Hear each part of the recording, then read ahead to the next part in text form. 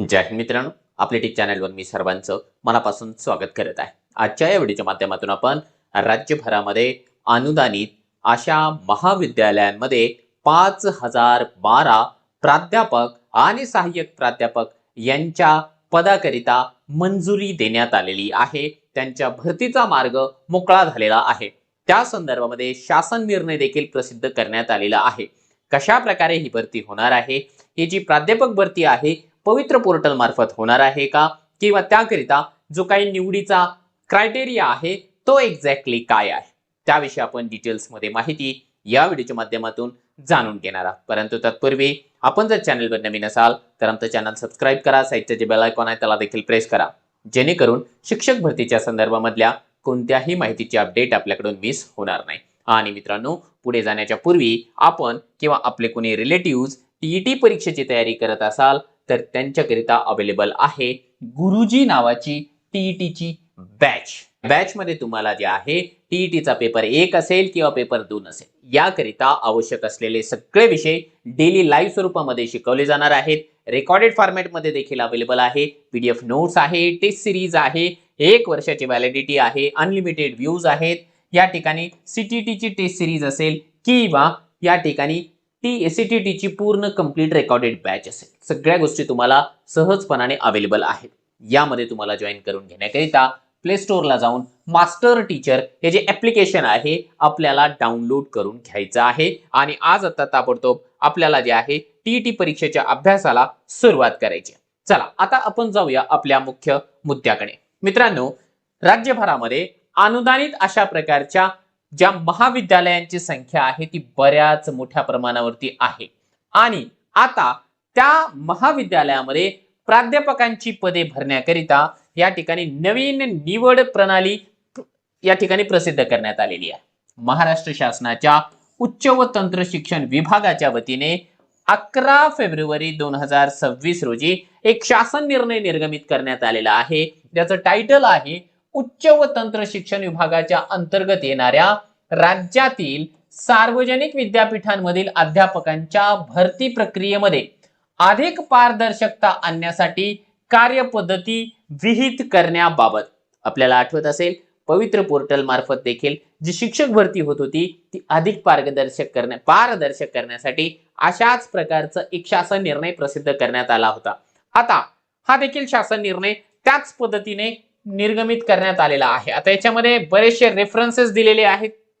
References या ठिकाणी भारताचे राज्यपत्र असेल, याच्या पूर्वीचे जे प्राध्यापक भरतीचे जे काही निवड प्रणाली आहे ती निवड प्रणाली या ठिकाणी देण्यात आलेली आहे, तेच रेफरन्स म्हणून दिलेलं आहे। फक्त आता 1-2 पॉइंट याच्यामध्ये त्यांनी जे आहे नव्याने इन्क्लूड केलेले आहे। आता तेच पॉइंट आपल्याला या ठिकाणी समजून घ्यायचे आहे की एक्झॅक्टली काय आहे। बघा, प्रस्तावनेमध्ये थोडक्यात सांगितलेलं आहे, फार मोठा व्हिडिओ मी देणार नाही आणि महत्त्वाचे तुमचे जे काही डाउट्स असतील या भरतीच्या संदर्भातले ते देखील आपण डिस्कस करतोय। राज्यामधील सार्वजनिक व विद्यापीठामधील अध्यापकांची निवड प्रक्रिया राबवण्याकरिता 6/10/25 शासन निर्णयान्वये कार्यपद्धती विहित करण्यात आलेली आहे।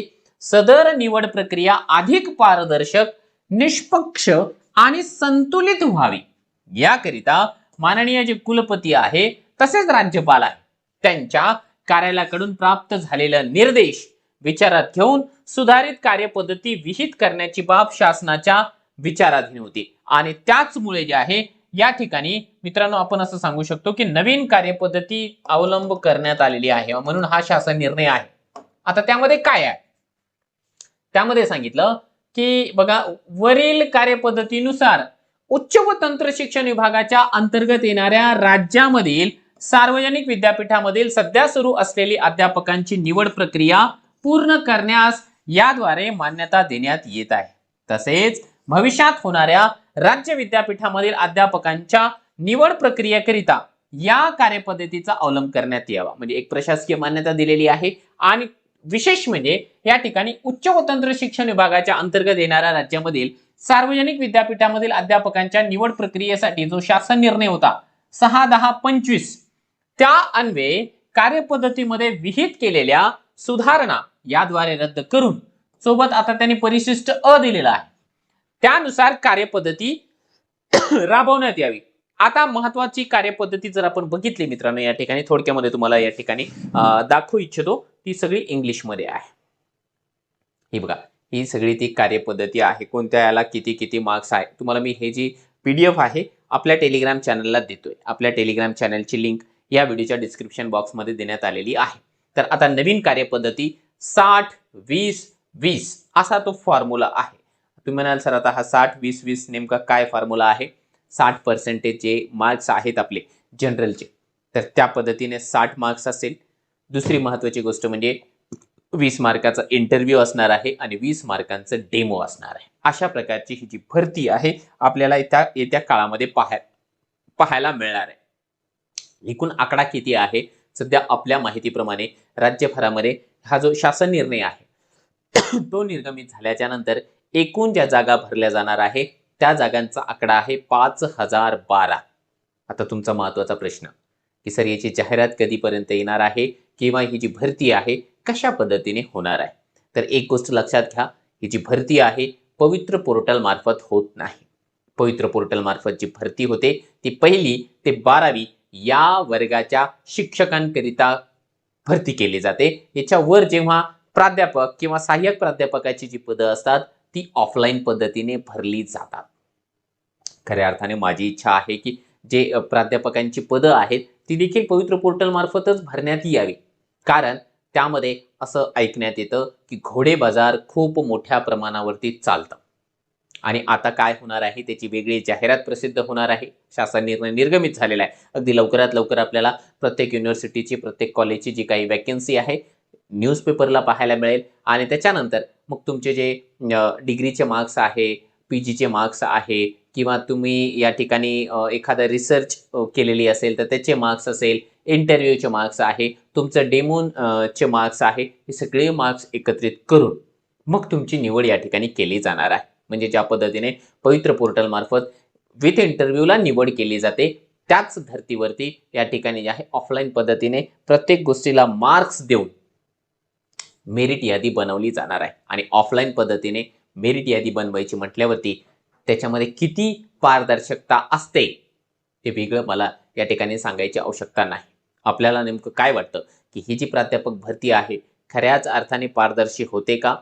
मग जर का पारदर्शी होत नसेल तर ही जी प्राध्यापक भरती आहे ती पवित्र पोर्टल मार्फत घेण्यात यावी का?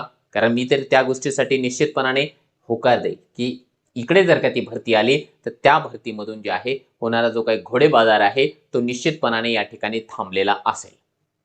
परंतु एक गोष्ट समाधानकारक आहे, लवकरच याची 5012 पदं आहेत ती आपल्याला भरलेलं पाहायला मिळणार आहे. याची जाहिरात आली तर आपण आपल्या टेलिग्रामच्या चॅनलला किंवा आपल्या युट्यूबच्या चॅनलला निश्चितपणाने पब्लिश करण्यासाठी प्रयत्न करूया. बाकी तुम्हाला या प्राध्यापक भरतीविषयी काही शंका असेल, काही प्रश्न असेल किंवा काही तुमची मतं असतील तर या व्हिडिओच्या खाली कमेंट बॉक्समध्ये आपण कमेंट करा.